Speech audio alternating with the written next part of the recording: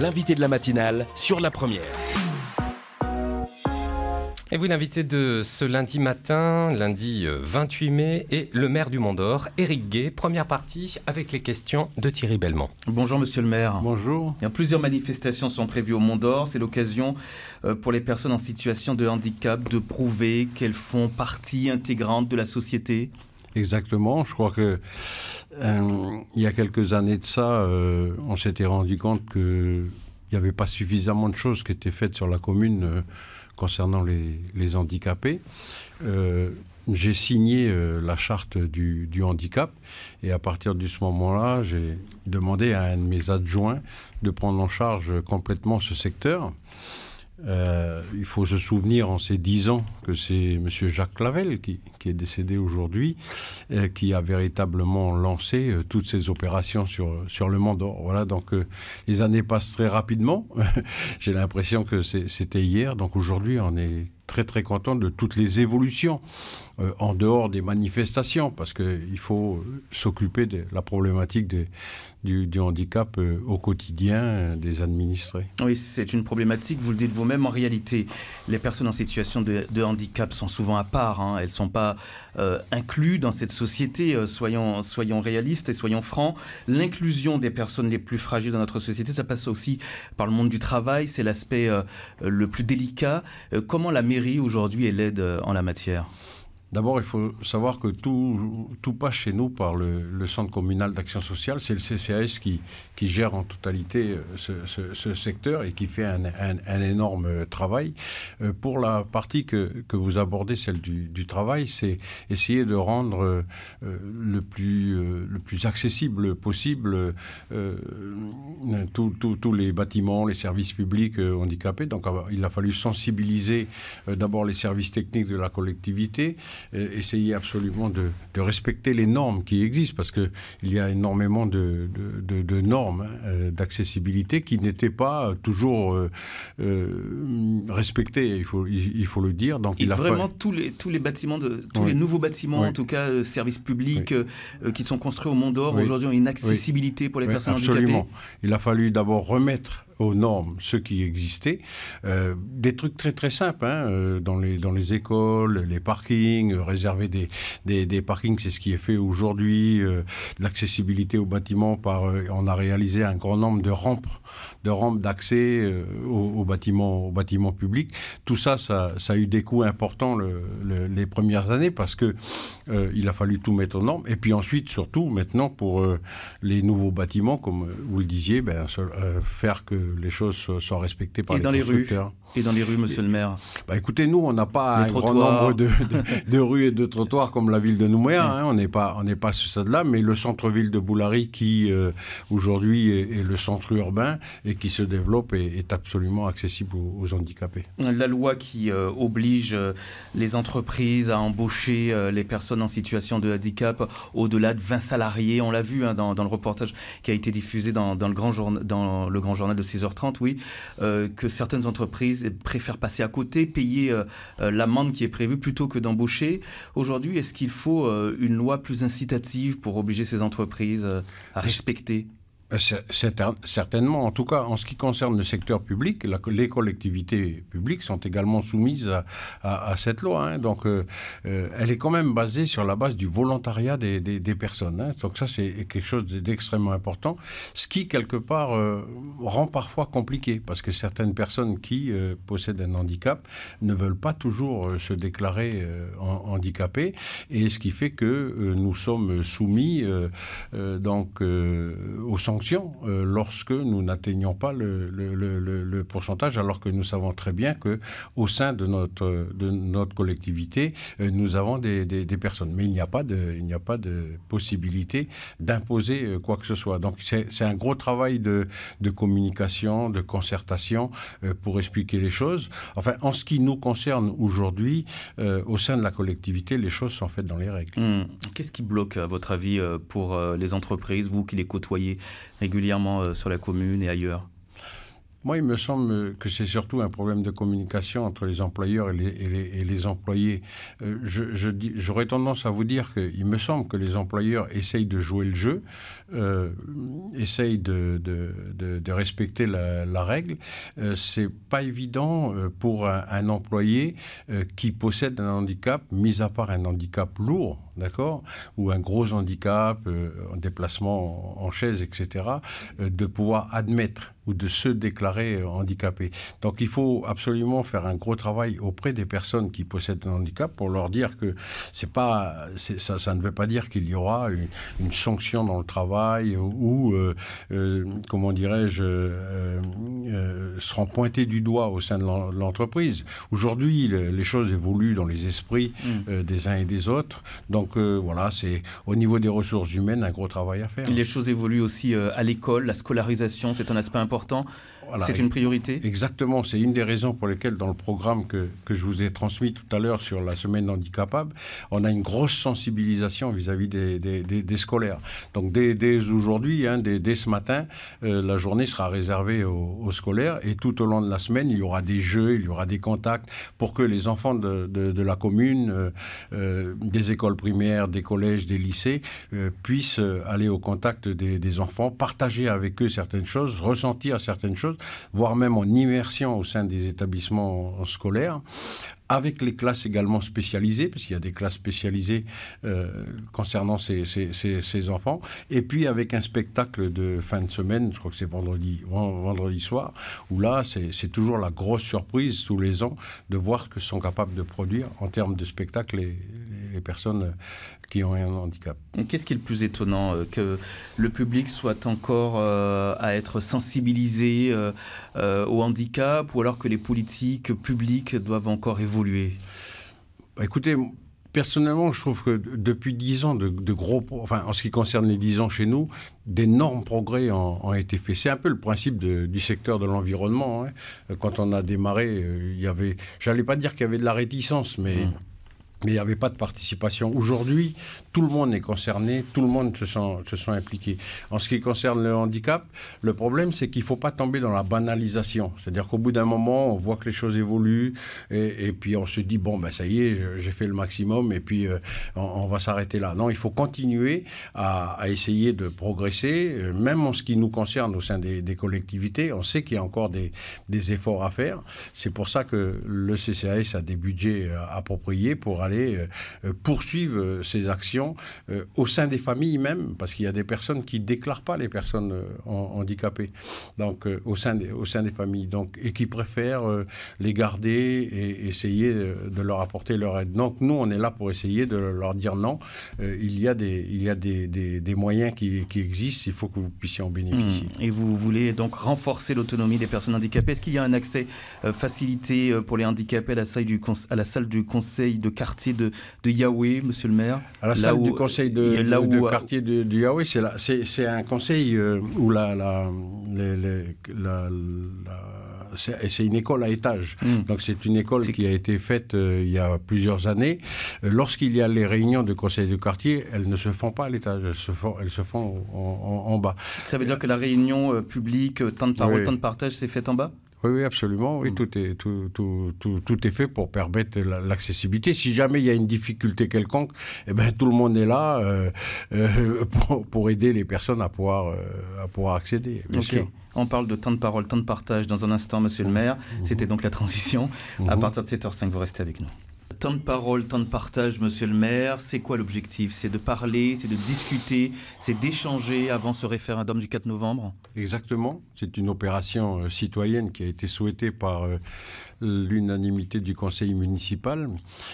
C'est de se dire qu'en dehors des espaces politiques qui sont organisés, il m'a semblé nécessaire qu'il y ait un espace citoyen. Cet espace citoyen permet à tous les administrés, quelles que soient leurs convictions politiques, de pouvoir échanger.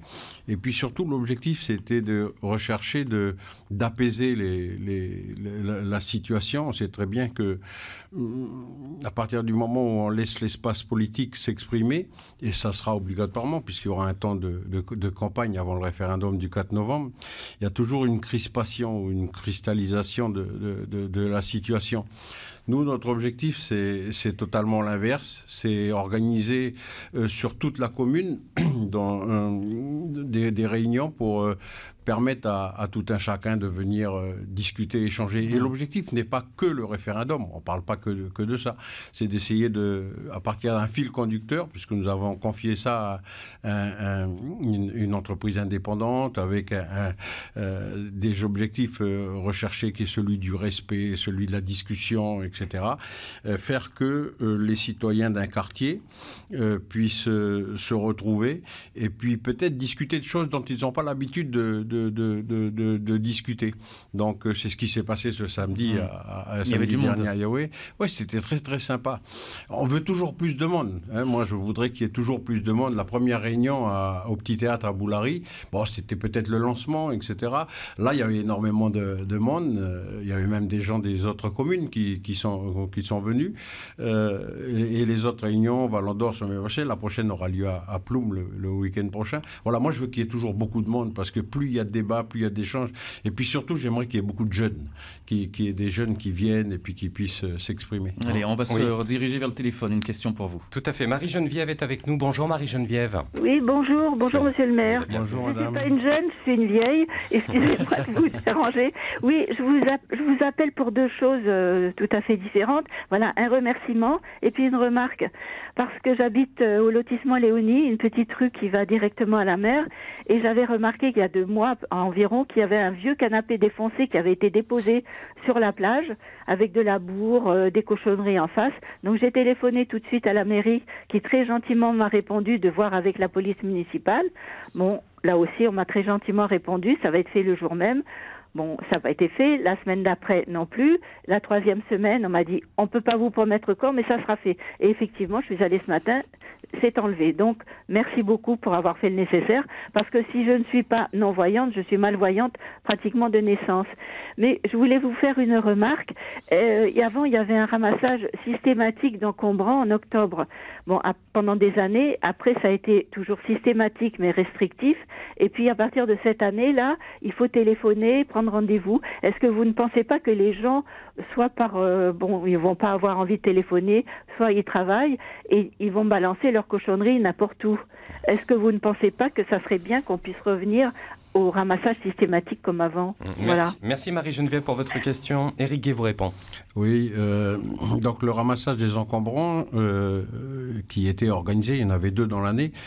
Moi, ça me gênait ces périodes de ramassage des encombrants parce qu'on avait une situation de la collectivité où ça faisait vraiment un aspect très sale partout. C'est normal, parce que tout le monde mettait ses encombrants à date voulue. Et puis, donc, on avait des tas de choses sur la chaussée qui faisaient que si jamais, pour une raison ou pour une autre, notre prestataire était pris de court, et ça restait un certain temps. Et après, c'est des problèmes d'hygiène qui s'en suivent derrière. Ça, c'est une première chose. Et puis, pour des questions financières que tout le monde connaît sur les collectivités municipales, il a fallu réduire les ramassages. Donc, on est passé à ce système de dire on ne supprime pas les ramassages des encombrants parce que tout le monde n'a pas la possibilité d'avoir une remorque, une voiture et puis d'emmener ça à la déchetterie, mais de mettre un dispositif à la disposition d'un administré. C'est celui-là qu'on a trouvé. C'est celui de permettre aux gens d'appeler, de pouvoir prendre un certain temps et puis de mettre tout pour que ce soit enlevé immédiatement, qu'il n'y ait pas d'attente. C'est ça l'objectif. Et le prestataire a cette obligation, à partir du moment où il y a un appel, que la personne a mis ses encombrants sur le bord de route, d'avoir maximum 1 à 2 journées pour pouvoir l'enlever. Et puis surtout, plus avoir dans l'année cette ville qui est complètement juchée de déchets. Et on va revenir à temps de parole, temps de partage, ces espaces citoyens. Lors de ces rencontres, la classe politique est souvent montrée du doigt, critiquée très sévèrement. Est-ce que ça vous étonne ? Non, ça fait partie de la discussion, du débat. Écoutez, ça veut dire quoi, ça ? Ça veut dire que les élus, c'est un appel aux élus à se remettre en question aussi ? C'est tout à fait logique, hein. On est dans une démocratie. Moi, je crois que c'est le principe même de dire aux élus qu'ils ne doivent pas avoir de certitude, hein. J'ai été pendant 2 mandats au Congrès de la Nouvelle-Calédonie, donc je sais ce que c'est. Et donc, jamais être sûr de soi. Et puis surtout, toujours être à l'écoute de la population. Et c'est jamais évident. Là, on est dans une période un peu plus critique, un peu plus cruciale. Donc, en fin de compte, dans cette démarche-là, moi, j'analyse ça comme le fait que les gens ont besoin d'être rassurés. C'est surtout ça. Et ceux vers qui ils s'adressent... On parle parfois de débat aux allures de thérapie collective. C'est le sentiment que vous avez aussi ? Non, moi, j'aime bien les échanges qu'il y a, parce que, en fin de compte, le principe même que j'ai demandé aux élus, c'est d'essayer d'intervenir le moins possible, d'accord ? C'est pas un débat municipal, hein. On n'est pas là pour parler des problèmes des caniveaux, des lampadaires, des routes, des dodanes, etc. On est véritablement sur autre chose. Et que la discussion, elle se fasse entre les administrés. C'est ça le plus important. Et surtout, s'il y a de la contradiction, que ça se fasse avec le respect et l'écoute. En tout cas, aujourd'hui, ce que je peux vous assurer, sur les 3 réunions qu'on a eues, cette démarche a été totalement respectée. Après, chacun est libre de critiquer qui il veut. Et les politiques sont plus, j'allais dire, interpellés que critiquer, de façon à ce que certains viennent écouter, et donc ben voilà, après à eux de faire leur propre analyse et puis de réagir en conséquence. Bruno Rouvière. Oui, pardonnez-moi, je vais être assez terre à terre, mais je reviens, je vous avais déjà interrogé quand vous étiez venu nous voir l'an dernier sur le projet de 2e route pour aller au Mont d'Or. Où en est-on aujourd'hui ? Alors, je rappelle, hein, ce projet, il avait été souhaité par l'unanimité du conseil municipal. C'était un vœu qui avait été transmis à la province sud, qui est compétente en la matière, puisque l'ensemble du réseau routier est de compétences provinciales, sauf à l'intérieur des quartiers, et compétences municipales. Donc, la province a inscrit des crédits au contrat intercollectivité, a obtenu des crédits avec la Nouvelle-Calédonie pour pouvoir lancer les études. Aujourd'hui, un cabinet indépendant a été désigné pour pouvoir étudier les différents tracés possibles, les différentes possibilités possibles sur route, à terre, etc., en remblai, suspendu, etc. Ouais, ça veut dire qu'il y avait d'autres solutions il y a d'autres solutions qui sont étudiées, mais vous optez pour la solution la route à terre, enfin la route... Non, pas spécialement, non. Donc ça veut dire quoi ? Ça veut dire qu'il y a des possibilités qui pourraient... Oui. On parle d'un viaduc et éventuellement... Non, tout le monde est parti dans les délires à un moment donné. Hein, parce que chacun a fait son petit plan, chacun a fait son truc. Il faut essayer de revenir dans le raisonnable. Donc aujourd'hui, ce cabinet a été mis en place. La province sud gère ce dossier et tout le monde sera concerté et a la possibilité de s'exprimer. Donc vendredi prochain, ça me permet de vous l'annoncer, donc le bureau municipal reçoit justement la province sud qui viendra présenter, je ne sais pas s'il y a des esquisses, hein, c'est différentes possibilités du projet. La ville, à ce moment-là, donnera son avis sur un choix qu'elle préférait. Mais vous avez déjà une préférence, vous ? On a une préférence, c'est-à-dire c'est une voie de contournement par la mer qui longerait le littoral, sous réserve qu'il n'y ait pas d'obstruction de ces littorales et qui permettent aux gens qui ont l'habitude, notamment tous les gens qui, de Boulari jusqu'à la Coulée, ont l'habitude de faire la pêche à pied sur toute cette partie-là, puissent le faire. Donc on est plus, j'allais dire, favorable à une route sur pied battu, suspendu, quoi. Voilà. Au-delà de l'aspect sécuritaire, dernière question, monsieur le maire, réponse rapide. Au-delà de l'aspect sécuritaire, puisqu'on sait que cette route, c'est aussi parce qu'il y a eu plusieurs exactions aux alentours de la tribu de Saint-Louis. Le projet existait déjà bien avant. Hein. Mais au-delà de l'aspect sécuritaire, répondez-nous, quel est l'autre objectif pour le Mont d'Or ? L'objectif, c'est simplement un développement important de la partie sud de la commune, en termes touristiques, en termes économiques. Voilà, à tous les niveaux, ça va permettre d'ouvrir la partie sud de la ville à tout le secteur parce que la partie économique. sud a été supplantée orienté par le nord, Doumbéya, Païta, et que vous voulez renverser la vapeur? La partie nord de l'agglomération, aujourd'hui, notamment le développement important sur Doumbéya, se fait principalement en termes de logement et en termes de logement social.